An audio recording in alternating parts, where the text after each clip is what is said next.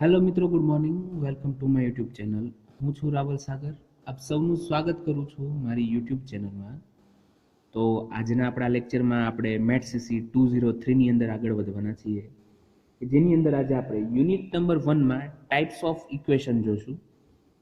તો types of equation જે છે એ જે ઇક્વેશનના ટાઈપ્સ એમના ડિગ્રી પરથી આપણે ખ્યાલ આવશે. તો ટાઈપ્સ ઓફ ઇક્વેશન જે છે બે પ્રકારના આવે છે. એકને કહેવાય છે, ફર્સ્ટ છે હોમોજીનિયસ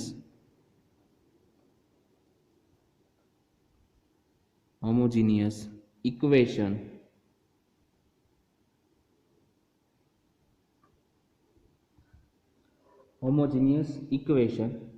અને જે સેકન્ડ છે એ છે નોન હોમોજીનિયસ ઇક્વેશન.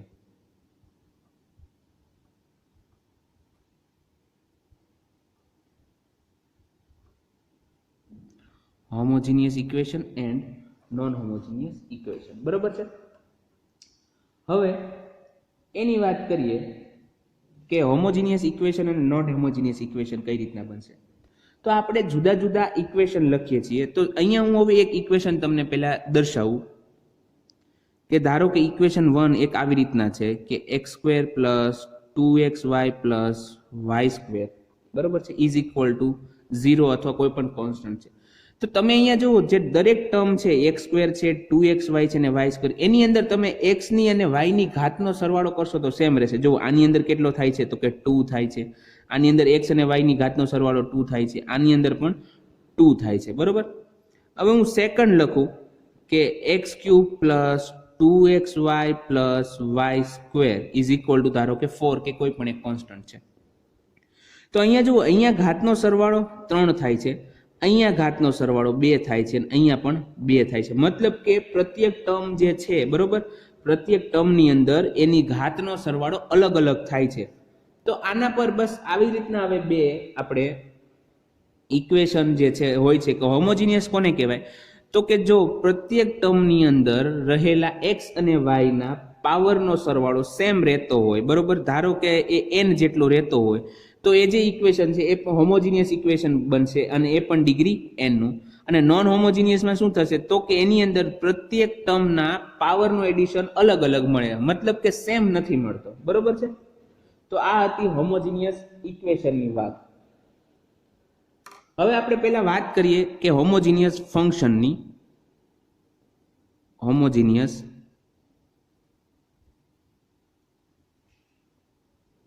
ફંક્શન. તો હોમોજીનિયસ ફંક્શનની ડેફિનેશન કંઈક આવી બનશે કે ઓર્ડિનરીલી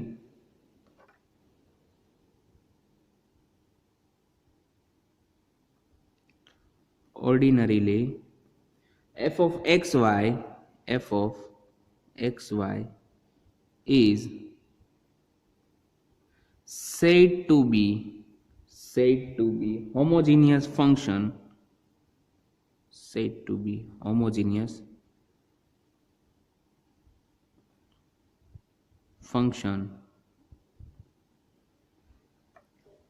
of degree n of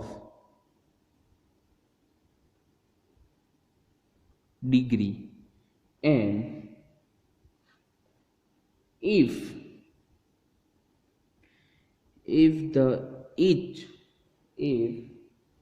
the degree of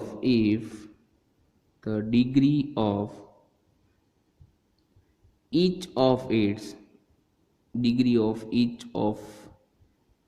its terms in x and y is equal to n. જો શું કીધું છે કે હોમોજીનિયસ ફંક્શન કોને કહેવાય, તો કે સામાન્ય રીતે f of x y જે છે એને હોમોજીનિયસ કહેવાશે. ક્યારે? તો કે જો એની અંદર રહેલા પ્રત્યેક ટર્મની અંદર x અને y નો જે પાવર છે એમનો એડિશન કેટલો થતો હોય, તો કે સેમ થતો હોય. બરોબર છે.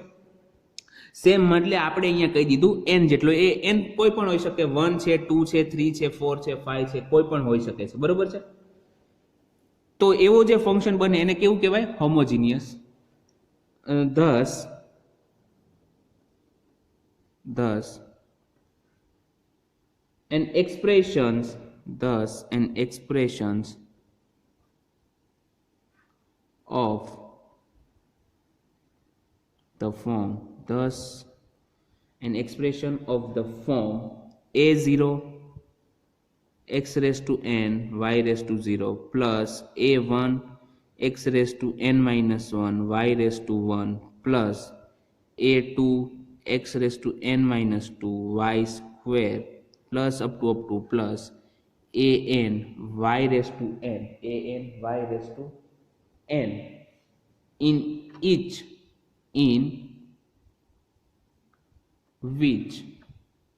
every term is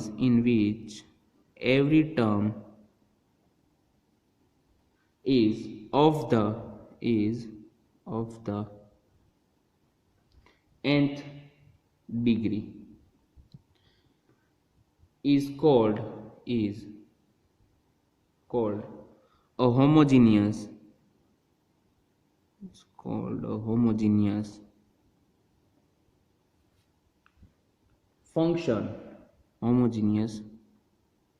function of degree n બરાબર છે. મતલબ કે જો પ્રત્યેક ટર્મની અંદર એના એક ટર્મની ડિગ્રી n જેટલી થતી હોય, જો અહીંયા n થાય છે, અહીંયા પણ n થાય છે, અહીંયા n થાય છે, અહીંયા n થાય છે, તો એ જે ફંક્શન બને છે એ કેવું થઈ જશે? Homogeneous function. બરાબર છે. તો આ તો હોમોજીનિયસ ફંક્શન. હજી એની આગળ જોઈએ આપણે. હવે એક એક્ઝામ્પલ લઈ લઈએ. અને એની કરતા પહેલા કે we then say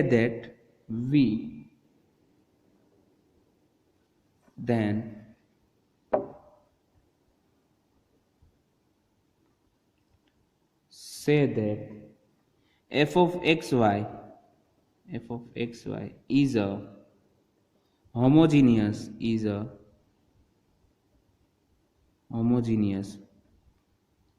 function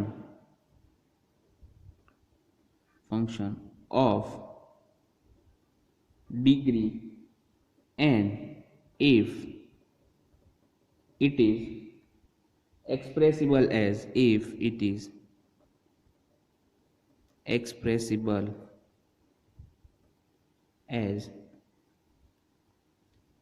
x raised to n f of y by x. મતલબ કે કોઈ ફંક્શન દીધું છે એને તમે x raised to n f of y by x ના ટર્મની અંદર લખી શકતા હો, તો એ જે ફંક્શન આખું બને છે એને કેવું કહેવાય છે? આપણે હોમોજીનિયસ ફંક્શન. તો અહીંયા આપણે એક્ઝામ્પલ તરીકે લઈએ. Example,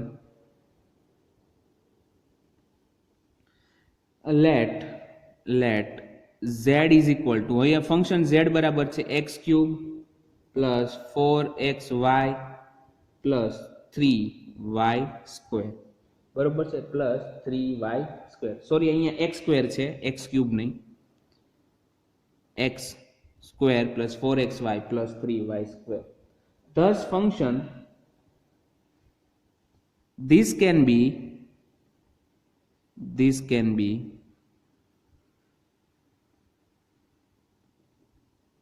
written as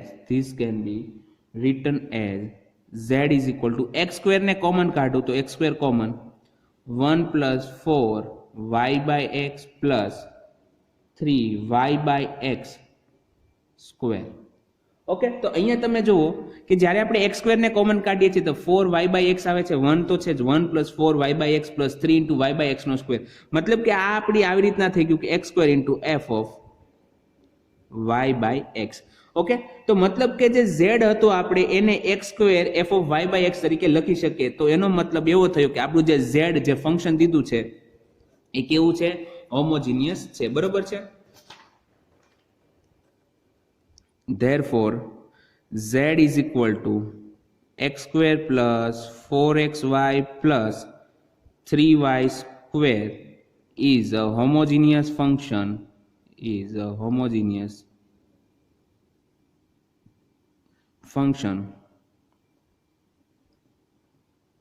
having degree અને ડિગ્રી કેટલી થશે? તો કે કેટલા કોમન નીકળે છે? x², મતલબ કે 2 જે છે એની ડિગ્રી થઈ જશે, હેવિંગ ડિગ્રી 2. બરોબર છે. તો આ થઈ ગયું. આવી રીતના હોમોજીનિયસ આપણી ઇક્વેશન કઈ રીતના આપણે મેળવી શકીએ છીએ. હવે એની એક બીજી મેથડ છે હોમોજીનિયસ ઇક્વેશન છે કે નહીં એ ચેક કરવા માટેની,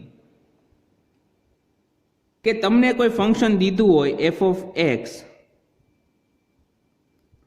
કોમા વાય, બરોબર, f of x comma y બરાબર તમને ધારો કે ઝેડ ઇઝ ઇક્વલ ટુ દીધું છે આપણને x square plus 4xy plus 3y square. Okay, x square plus 4xy plus 3y square. હવે આ હોમોજીનિયસ છે કે નહીં એ ચેક કરવા માટે એક મેથડ શું થઈ, તો કે તમે કોઈ એક્સ રેસ ટુ નો પાવરને કોમન કાઢો અને પછી ચેક કરો કે શું આખું ફોર્મેટ એક બને છે ખરી કે F of Y by X ના ફોર્મમાં. જો થઈ જતું હોય તો નો પ્રોબ્લેમ, એ હોમોજીનિયસ છે, ને અધરવાઇઝ નથી. બરોબર. પણ હવે બીજી મેથડ એવી છે કે જ્યારે તમને આવી રીતના દીધું છે ને તમને ચેક કરવાનું કીધું છે કે આપેલો જે ફંક્શન છે એ હોમોજીનિયસ છે કે નહીં, અને જો હોમોજીનિયસ છે તો એની ડિગ્રી કેટલી છે એ ચેક કરવી છે. તો તમારે શું કરવાનું, put x is equal to tx, x is equal to t into x and y is equal to t into y we get. તમારે શું કરવાનું, તો કે આપેલા ઇક્વેશન ની અંદર જ્યાં x દેખાય ત્યાં t into x મૂકવાના અને y દેખાય ત્યાં t into y મૂકવાના. બરોબર છે. તો therefore f of x, y છે તો x ના બદલે શું છે, તો કે t into x, y ના બદલે શું છે, તો કે t into y is equal to શું છે, તો કે x સ્ક્વેર મતલબ કે t into x square plus 4 tx 3 into ty અને 3 into ty square.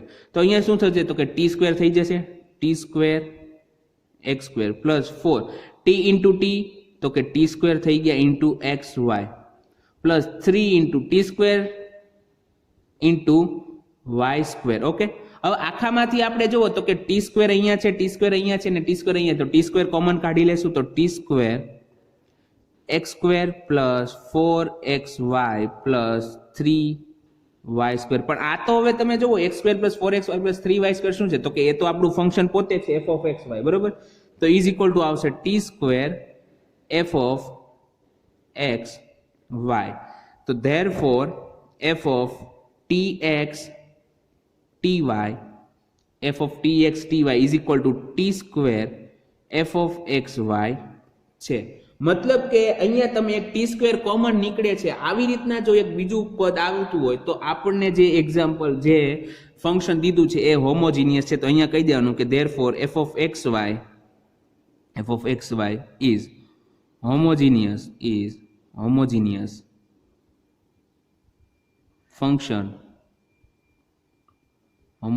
function of degree 2. બરોબર છે. તો અહીંયા જો ટી સ્ક્વેર કોમન નીકળતા હતા તેની ડિગ્રી 2 થઈ ગઈ, જો ટી ક્યુબ કોમન નીકળતા હશે તો એની ડિગ્રી 3 થઈ જશે. તો આને હું જનરલ ફોર્મની અંદર લખું કે જનરલ ફોર્મની અંદર કે તમે આવી રીતના લખી શકો કે આવી રીતના દીધું છે કે એફ ઓફ એક્સ વાય કોઈ ફંક્શન દીધું છે. બરોબર. જો F of t x ty is equal to t raised to n f of xy લખી શકાતું હોય, કોઈ પણ એક ફંક્શન દીધું છે f of xy એના માટે જો f of tx ty is equal to t raised to n f of xy લખી શકાતું હોય તો then f of xy is homogeneous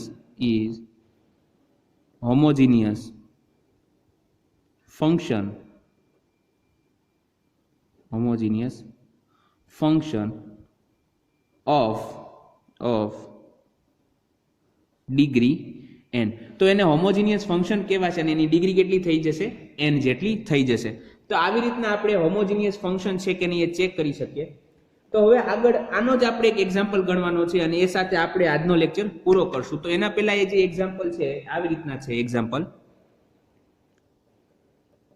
prove that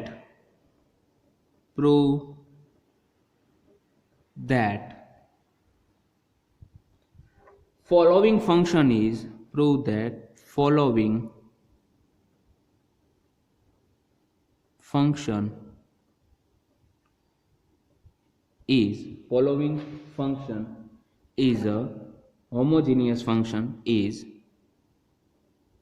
a homogeneous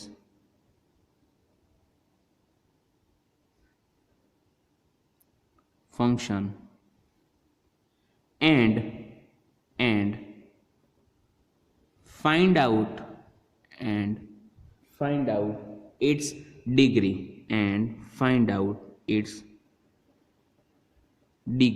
શું કીધું છે કે સાબિત કરો કે આપેલું ફંક્શન હોમોજીનિયસ છે અને એની ડિગ્રી મેળવવાની છે, બરોબર. અને ફંક્શન કંઈક આવું દીધું છે કે f of x y is equal to x square plus 5xy plus y square upon x plus y, બરોબર છે. તો શું કીધું છે કે prove that following function is a homogeneous function and find out its degree એટલે કે એની degree મેળવવાની રહેશે, બરોબર છે. કે જે f of x y તમને શું દીધું છે x square plus 5xy plus y square upon x plus y. તો આની આપણે કઈ મેથડથી કરશું? તો મેં તમને જે કીધું કે f of x y છે તો એમાં x બરાબર tx મૂકો, y બરાબર ty મૂકો અને ત્યારબાદ ચેક કરવાનું રહેશે. તો આપણે એ જ રીતે આનું સોલ્યુશન મેળવશું. Solution here f of x y is equal to x square plus 5xy plus y square upon x plus y. Now put x is equal to tx and y is equal to ty. we get તો આપણને શું મળશે? તો કે x ના બદલે tx એટલે કે f of x y હતું તો એના બદલે f of tx ty is equal to x ના બદલે tx મૂકતો તો કે tx સ્ક્વેર પ્લસ 5 x ના બદલે tx તો tx ઇન્ટુ y ના બદલે ty પ્લસ y સ્ક્વેર છે તો ty એનો square upon tx plus ty is equal two, હવે તમે જુઓ તો કે અહીંયા શું થઈ જશે? તો કે t square x square plus 5 t square into xy plus t square y square upon શું મળશે? તો કે tx અને અહીંયા જુઓ તો કે t x પ્લસ y મળી જશે, બંનેમાંથી t કોમન નીકળતા છેદની અંદરથી. હવે જે અંશ છે અંશ એટલે કે ન્યુમરેટર, તો કે ન્યુમરેટરમાંથી જુઓ t સ્ક્વેર અને t સ્ક્વેર કોમન નીકળે તો આપણે લખશું t સ્ક્વેર અને જે છેદ છે એની અંદરથી t તો મેં ઓલરેડી કોમન કાઢ્યો છે તો છેદની અંદરથી t કોમન કાઢી લઈએ તો t, તો અહીંયા શું વધશે? x square plus 5xy plus y square upon x plus y. અહીંયા ઉપર t સ્ક્વેર છે, નીચે t છે તો અહીંયા જસ્ટ t વધશે ઇન્ટુ, હવે અહીંયા જુઓ તો કે x square plus 5xy plus y square upon x plus y છે. એ શું છે? તો એ તો આપણું f of xy છે તો આના બરાબર લખાઈ છે f of xy. therefore f of tx ty is equal to t into f of xy. તો આ મેં તમને કીધું હતું કે જો તમે f of tx ty બરાબર t into t raised to n f of xy લખી શકો તો આપેલું ફંક્શન હોમોજીનિયસ થશે અને એની ડિગ્રી કેટલી થઈ જશે? 1. મતલબ કે અહીંયા f of xy કેવું થઈ જશે? Homogeneous. therefore f of xy is homogeneous function and its degree is 1. બરોબર છે. તો આ જે આપણું ફંક્શન આપણને દીધું હતું એ હોમોજીનિયસ છે અને એની ડિગ્રી કેટલી થઈ ગઈ છે? 1 થઈ ગઈ છે. તો આ હતો આપણો આજનો લેક્ચર કે જેની અંદર આપણે ફક્ત હોમોજીનિયસ ઇક્વેશનની વાત કરી છે, એને રિલેટેડ ફંક્શન છે, બરોબર છે. તો હવે તમને અહીંયા સુધી ખ્યાલ આવી ગયો હશે કે આપણે કઈ રીતના આગળ વધશું.